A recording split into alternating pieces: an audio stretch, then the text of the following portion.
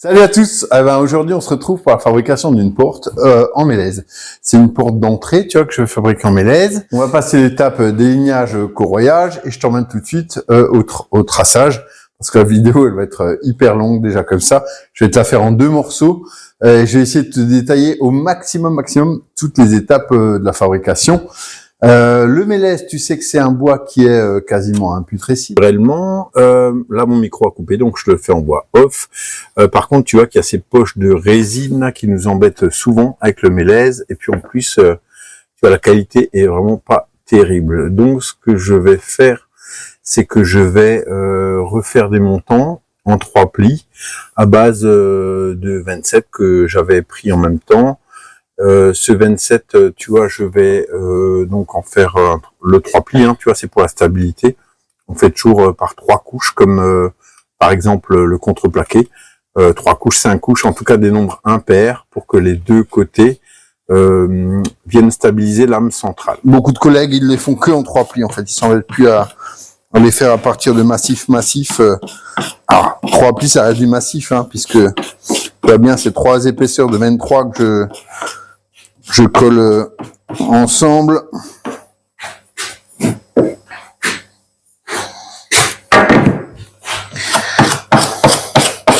Et je colle tout à la D4 pour être tranquille, bien que la porte est abritée, et que la D3 serait sûrement suffisante. Je sais pas si tu connais la différence entre les colles, hein, donc D3 c'est milieu humide et D4 c'est collage extérieur. Donc si tu fais quelque chose qui est à l'abri de la pluie mais qui a un petit peu d'humidité, le D3 peut suffire. Et sinon D4, ou si tu veux être tranquille, le D4. Tu vois, en plus ça a l'avantage d'être une colle blanche mais en D4. Du coup, ça reste aussi agréable à travailler qu'une colle blanche classique. Et t'as pas les mains noires, et ça a la même propriété qu'une D4, qui sont souvent des colles polyuréthane. Là, mes carrelets, comme je t'ai dit, ils sont pas forcément parfaits. Enfin, mon collage n'est pas forcément parfait, tu vois. Surtout que j'ai pas mis de lamello dedans, rien. Donc là, maintenant, un petit coup d'égout et de rabot, et ça s'impose. Et donc, c'est parti.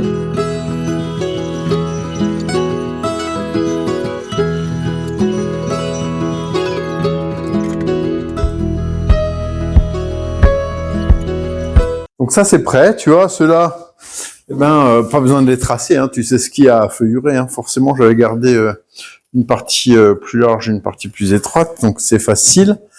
Je vais finir de tracer tout le reste et puis je t'explique. Mes 2 montants de porte, donc tu vois, feuillure tout le long, ici la feuillure s'arrête et commence la rainure. Alors ce qu'on va faire, c'est qu'on va faire d'abord en tout premier la rainure, hein, ça nous enlève déjà de la matière sur toute la longueur. Donc pour le traçage, tu vois, c'est rainure dans la partie basse, hein, pour accueillir le panneau, et puis feuillure dans la partie haute. Ce qu'il faut que tu penses quand tu fais des portes ou des cadres, ou enfin peu importe, c'est-à-dire essaye d'aligner toujours tes rainures et tes feuillures, hein, ça t'évite d'avoir 2 choses à régler. Là, je passe en une fois toute ma longueur, ça m'évite de faire des rainures arrêtées. Ça, c'est une chose. La deuxième chose, c'est que si tu as, par exemple, des tenons, pense à les faire sur la même largeur là que ta rainure. Si tu fais ton tenon sur la même épaisseur que ta rainure, ou en tout cas, ta rainure sur la même épaisseur que ton tenon, c'est plus facile à régler, hein, puisque je te rappelle que suivant les tenonneuses que tu as, que ce soit du bédane carré comme ça, ou des mèches amortisées, ou de la chaîne, enfin peu importe, tu as une largeur qui t'est définie. Donc il est facile d'adapter après une rainure par rapport à une largeur qui t'est définie. Le contraire est pas possible, hein. L'autre avantage, c'est que tu vas coller ton tenon. Quand tu vas coller ton tenon, il va se coller en même temps sur les 2 joues de ta rainure. Tu vois, ça fera un assemblage un petit peu plus solide. Donc, rainure, feuillure. On va retrouver la même chose là, tu vois, sur mes traverses, hein. Donc ça, c'est ma traverse du milieu. Donc là, rainure en partie basse et puis feuillure en partie haute. Le contraire sur ma traverse haute, hein, donc tu vois, feuillure sur la partie haute, rien de l'autre côté forcément. Et puis sur ma traverse basse, eh ben j'aurai uniquement la rainure. On va pouvoir passer aux usinages. Alors pour commencer mes usinages, je vais déjà mettre toutes mes traverses à longueur, puisque celles-là, je pourrais pas les recouper après. Et ça me permettra de faire mes arasements, tu vois, à chaque fois. Pour mes, par exemple là, sur la partie feuillure. Puisque l'arasement de ma traverse viendra par-dessus ma feuillure. Dans la partie basse, forcément, elle sera un petit peu plus courte, hein, ma traverse, puisque en fait, elle vient pas déborder sur une feuillure, étant donné que c'est une rainure. Hein. Donc, elle aura 15 mm de moins de chaque côté. Voilà, donc là, tu vois, une dernière fois, avant d'attaquer mes usinages, et ben, je mets tout en place, mon panneau, je vérifie, tu vois, mes traverses, donc ça, c'est celle du milieu.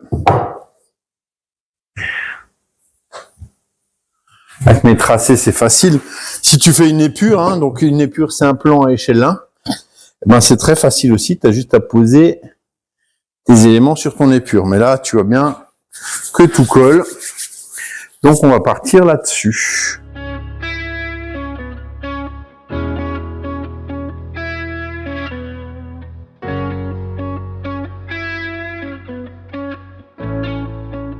Donc là, tu vois, je vais attaquer mes arasements qui vont venir recouvrir ma feuillure. Et donc, l'arasement, hein, forcément, donc on dégage la hauteur de la feuillure. Et puis, la largeur, eh ben, c'est la profondeur de la feuillure. Pour éviter les éclats en sortie, je me prends un petit bout de bois et je me sers de la butée de gauche, tu vois, pour comme repère. Je vais attaquer, et ben tu vois, mes rainures pour ma serrure et ma mortaise pour la serrure aussi. D'ailleurs, il y a 3 mortaises, hein, puisque ça serait une serrure 3 points. Avant de continuer mes usinages de rainures, tu vois, je vais te mettre le truc en meilleure qualité, mais il y en a un paquet. Je me suis réimprimé un truc en impression 3D pour voir réellement où tombent mes joints. Et donc, avant, j'utilisais... tu vois, en joint sur le dormant, ce joint à lèvres qui me convenait bien, mais en appelant les joints dual, alors c'est pareil, hein, j'achète les produits, il n'y a pas de publicité pour rien, mais ils m'ont proposé ce joint-là, tu vois, et donc j'étais pas convaincu, mais il m'a envoyé de quoi faire une porte, donc on va faire cette porte avec ce joint-là.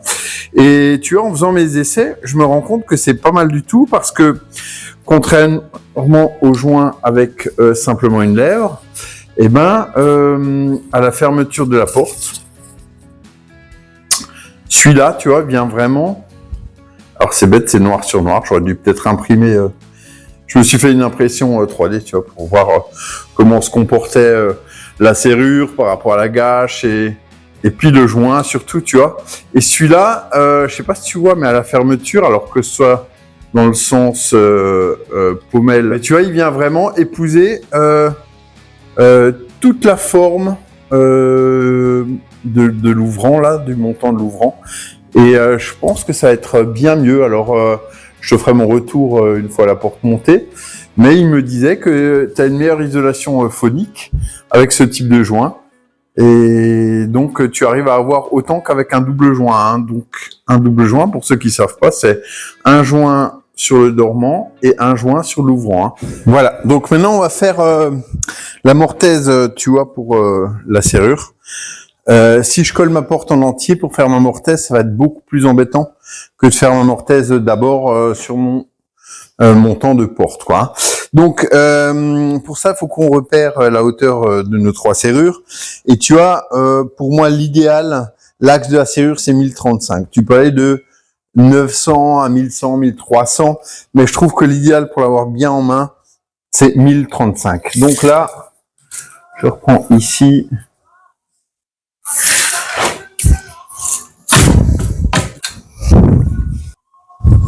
Quand je fais mes perçages pour faire la tétière, eh ben, je perce de chaque côté. J'ai une mortaise ici. J'ai une mortaise là que tu laisseras bien plus longue celle-là parce que tu vois la partie de la crémone haute là, eh ben elle se décale. Et donc si tu traces trop près, eh ben du coup ça coince, ça va faire en général un tour de clé et puis c'est foutu. Celle-ci, t'as moins de soucis. Y a rien qui se déplace dedans.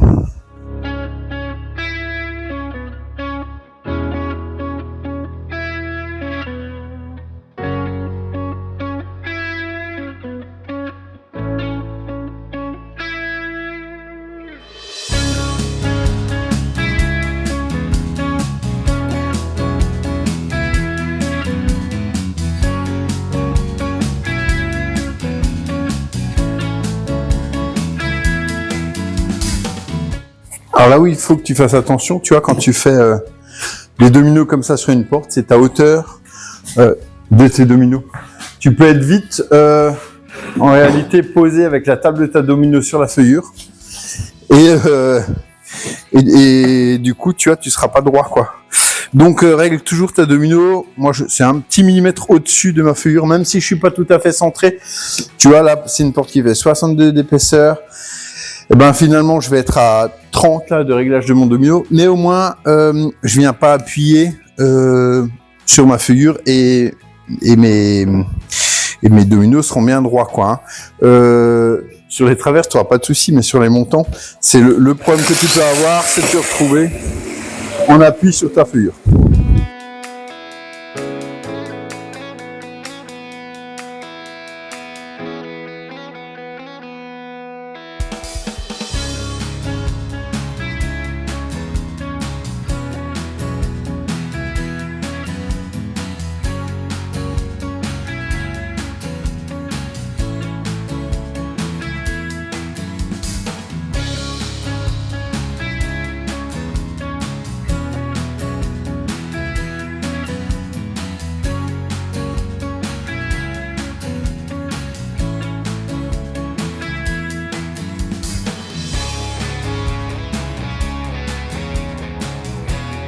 Là, j'utilise le niveau pour contrôler la planéité de la porte et je mets sous ma porte 3 grosses cales pour pouvoir serrer ma porte sur mon établi et la garder bien plane le temps du séchage.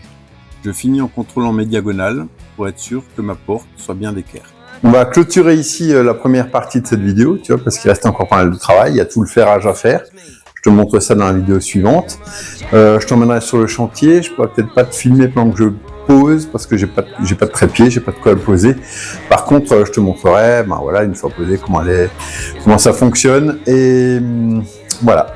En tout cas, je te souhaite une bonne soirée. Je te remercie d'avoir regardé cette vidéo et je te dis à la semaine prochaine. La semaine prochaine, j'essaie de te montrer la fin de cette porte, tout le ferrage. Je te souhaite une bonne soirée et profite bien de cette petite neige là qu'on a un petit peu partout. Merci de laisser un petit commentaire. Si tu as des questions, tu n'hésites pas, comme d'habitude, je te répondrai. Et voilà, abonnez-vous. Merci. Salut.